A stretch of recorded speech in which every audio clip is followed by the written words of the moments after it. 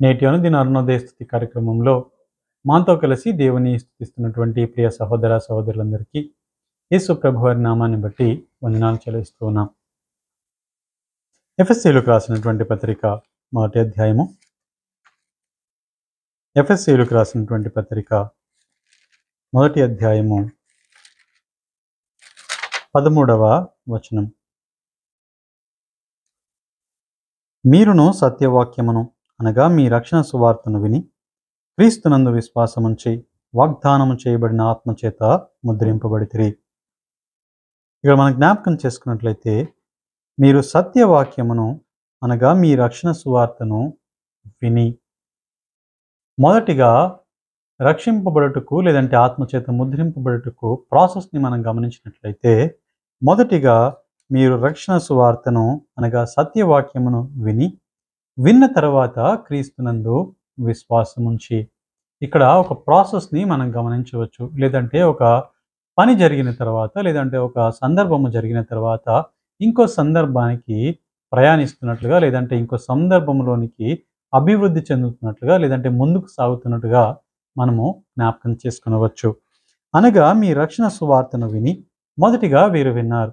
విన్న తర్వాత ఏం జరిగిందని మనం జ్ఞాపకం చేసుకున్నట్లయితే, క్రీస్తునందు విశ్వాసం ఉంచారు. రోమేయులకు రాసినటువంటి పత్రికలో మనం జ్ఞాపకం చేసుకున్నట్లయితే, వినుట దేవుని వాక్యమును వినుట వలన విశ్వాసము కలుగును. వినుట దేవుని వాక్యమును గురించినటువంటి లేదంటే దేవుని నామమును గురించినటువంటి మాటలు వినుట వలన విశ్వాసము కలుగుతున్నటువంటి సత్యాన్ని మనము జ్ఞాపకం చేసుకోవచ్చు. ఇక్కడ మీరు విన్నారు, మీరును సత్యవాక్యమును అనగా మీ రక్షణ సువార్తను విని క్రీస్తునందు విశ్వాసముంచి. మొదటిగా రక్షణ గూర్చినటువంటి సువార్తను విన్నారు. వినిన తర్వాత విశ్వాసముంచారు. విశ్వాసముంచి దాని తర్వాత విశ్వాసముంచుట ద్వారా వాగ్దానము చేయబడిన ఆత్మచేత ముద్రింపబడితే. ఇక్కడ ఒక ప్రాసెస్ని మనము గమనించవచ్చు. ఈ స్టెప్ బై స్టెప్ ప్రాసెస్ని. మొదటిగా విన్నారు, విన్న తర్వాత రక్షణ పొందారు. రక్షణ పొందడం అనగా దేవుని యందు విశ్వాసం ఉంచారు.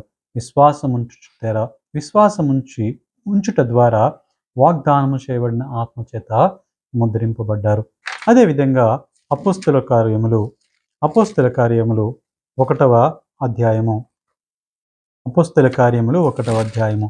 8వ వచనాన్ని మనం జ్ఞాపకం చేసుకున్నట్లయితే, పరిశుద్ధాత్మ మీ మీదికి వచ్చినప్పుడు మీరు శక్తి నొందెదరు గనుక మీరు యెరూషలేములోను యూదయ సమరయ దేశముల యందంతటను బోధిగంతముల వరకును నాకు సాక్షులయుందురని వారితో చెప్పాను. ఇక మనం జ్ఞాపకం చేసుకున్నట్లయితే, పరిశుద్ధాత్మ మీ మీదికి వచ్చినప్పుడు మీరు శక్తి నొందుదురు. ఇక్కడ మనం చూసినట్లయితే, శక్తి నొందాలి అంటే ఒక విషయం జరగాలి. ఏమిటి అంటే, వారు పరిశుద్ధాత్మతో నింపబడాలి. మొదటిగా పరిశుద్ధాత్మతో నింపబడిన తర్వాత వారు ఏం పొందుకున్నవారు అన్నటువంటి విషయాన్ని మనం జ్ఞాపకం చేసుకున్నట్లయితే, వారు శక్తి పొందుకునేవారిగా ఉంటారు అని లేఖనాలు తెలియజేస్తూ ఉన్నాయి. ఇది కూడా ఒక ప్రాసెస్. మొదటిగా వారు విశ్వాసం ఉంచారు. విశ్వాసం ఉంచుట ద్వారా వారు ఆత్మను పొందిన ద్వారా వారు శక్తి నొందేవారిగా ఉంటారు అన్నటువంటి విషయాన్ని మనం జ్ఞాపకం చేసుకుంటున్నాం. అంత మాత్రమే కాదు, కానీ చివరిగా పేతురు రాసినటువంటి మొదటి పత్రిక 5వ అధ్యాయము 10వ వచనము. తన నిత్య మహిమకు క్రీస్తునందు మిమ్మను పిలిచిన సర్వకృపానిధియగు దేవుడు కొంచెము కాలము మీరు శ్రమపడిన పిమ్మట తానే మిమ్మను సంపూర్ణులుగా చేసి స్థిరపరచి బలపరచును. కొంచెము కాలము మీరు శ్రమపడిన పిమ్మట తానే మిమ్మను పూర్ణులుగా చేసి స్థిరపరచి బలపరచును.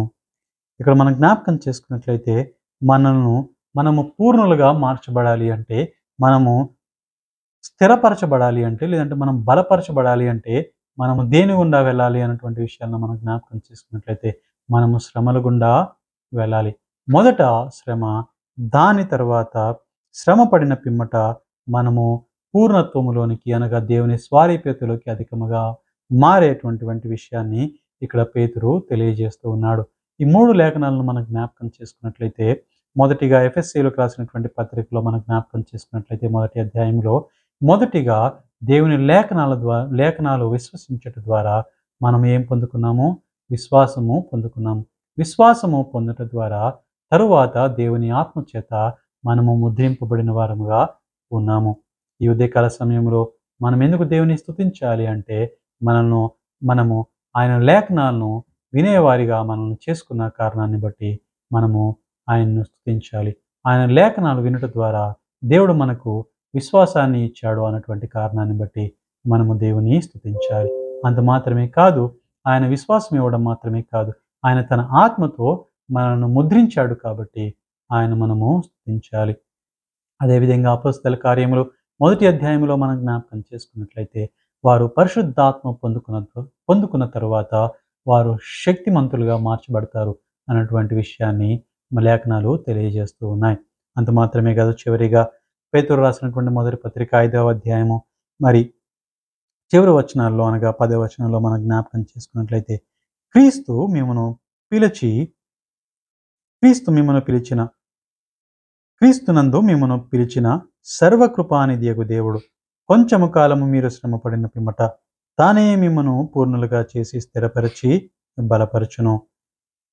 ఈ లోకంలో ఆయన బిడ్డలంగా ఉన్నటువంటి మనము ఆయన నమ్మి విశ్వసించిన బిడ్డలంగా, ఆయన ఆత్మను పొందుకున్నటువంటి బిడ్డలంగా ఈ లోకంలో మనకి ఏమున్నాయి? శ్రమలు ఉన్నాయి. అయితే శ్రమల తర్వాత మనము ఏ విధంగా ఉంటాం అన్నటువంటి విషయాన్ని మనం జ్ఞాపకం చేసుకున్నట్లయితే తానే మనలను పరిపూర్ణులుగా చేసేవాడు, లేదంటే తానే మనలను పూర్ణులుగా చేసి స్థిరపరిచి బలపరిచేవాడు. ఈ ఉదయకాల సమయంలో మనం దేవుని ఎందుకు స్తుతించాలి అంటే ఆయన మనకు తన ఆత్మనిచ్చాడు. మనము శ్రమల గుండా వెళుతున్నా కూడా ఆయన మనను ఇంకా ముందు రోజుల్లో మనల్ని సంపూర్ణులుగా చేసేవాడు. అంత మాత్రమే కాదు, ఆయన మనల్ని స్థిరపరిచేవాడు, ఆయన మనల్ని బలపరిచేవాడు. ఈ కారణాలను బట్టి ఆయన నామాన్ని స్తుతించి, ఆయన నామాన్ని గణపరిచి, ఆయన నామాన్ని మహింపరుద్దాం. చిన్న ప్రార్థన చేసుకుందాం. ప్రేమగల తండ్రి, కృపగలిగిన ప్రభా, మీరు వినిపించిన లేఖనాలకై మీకు స్తోత్రములు. మీ యొక్క లేఖనాలను వినే వారంగా మీరు మమ్మల్ని చేసుకున్నందుకై మీకు స్తోత్రములు ప్రభా. మీరు ఇచ్చిన విశ్వాసాన్ని బట్టి మీకు స్తోత్రములు. మీ ఆత్మతో మమ్మల్ని ముద్రించినందుకై మీకు స్తోత్రములు. మీ ఆత్మ ద్వారా శక్తిమంతులుగా మీరు మమ్మల్ని చేసినందుకై మీకు స్తోత్రములు ప్రభా. ఈ లోకంలో శ్రమల గుండా వెళుతూ ఉంటుండగా మీరే మమ్మల్ని పూర్ణులుగా చేసేవారు. అందును బట్టి మీకు స్తోత్రములు ప్రభా. మీరే మమ్మల్ని స్థిరపరిచి బలపరిచేవారు. అందును బట్టి మీకు స్తోత్రములు చెల్లిస్తూ ఈ దినమంతయు కూడా మీ తోడునిచ్చి, మీ క్షేమాన్నిచ్చి, దేవా మా యాత్రా జీవితంలో మాకు చాలని దేవుడుగా ఉండి నడిపించి మీరే మహిమ పొందమని ఈ కొద్ది ప్రార్థన మనవులు యేసయ్య దివ్యమైన నామాన్ని బట్టి స్తుతించి ప్రార్థిస్తూ ఉన్నాము తండ్రి. ఆమేన్.